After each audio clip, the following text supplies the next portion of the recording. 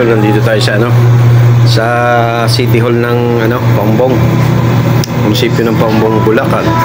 Sa Sandino, Parokya Santiago Apostol, malapit sa simbahan. Okay ba ito?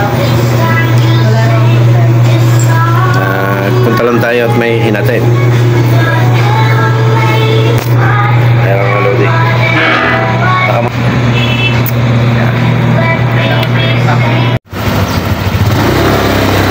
Oh idol, magre-race tayo.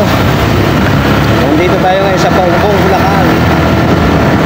At hinatid ko lang yung aking anak. Idol.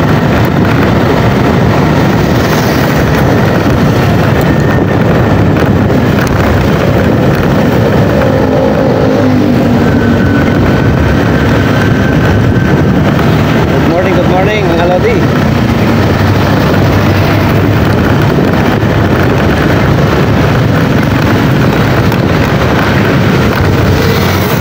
Sarap ng pakiramdam pagka nandito ka sa mga ganitong probinsya. Talaga medyo relax. Ayan, dito tayo. Hindi natin may sentro ng camera pero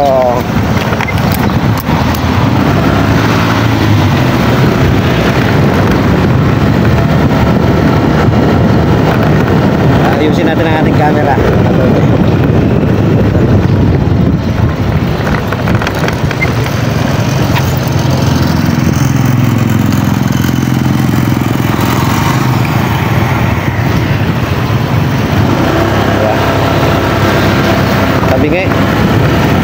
Tabingay ang ating camera mga idol.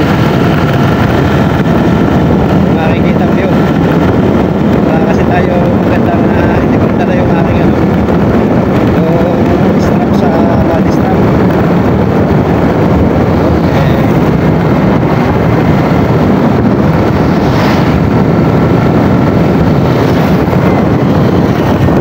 Ayan mga idol, at dahil nga nandito na din lang tayo sa Malolos, napadaan tayo dito sa, ayan kita nyo yan, Baraswan Church.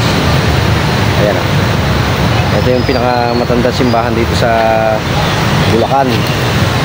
Ayan, nasa history naman yan mga idol.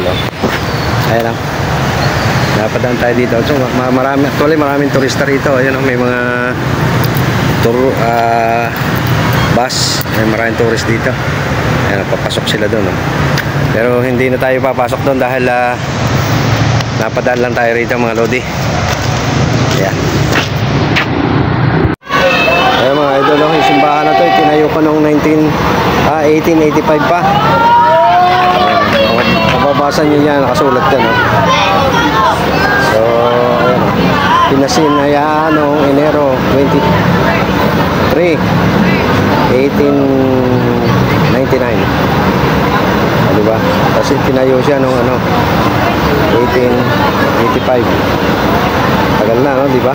Ayan ito ang ating Baraswan Church dito sa Malolos, Bulacan. Mga idol,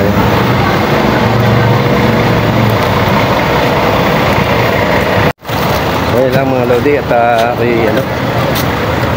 pauwi na rin at napadaan lang ang inyong abang lingkod.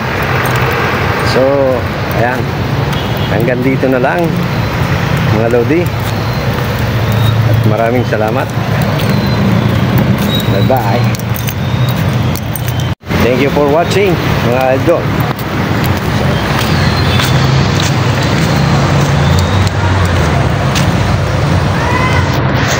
Ang dami doon nagpipil trip, mga estudyante siguro. So mga idol, mula dito sa Baraswan Church sa Malolos tayo balis na, pauwi na sa bahay sa Bulacan, San Jose del Monte, Bulacan. Ito Bulacan dito, Malolos. Ito ang pinaka-capital. So mga idol, thank you for watching.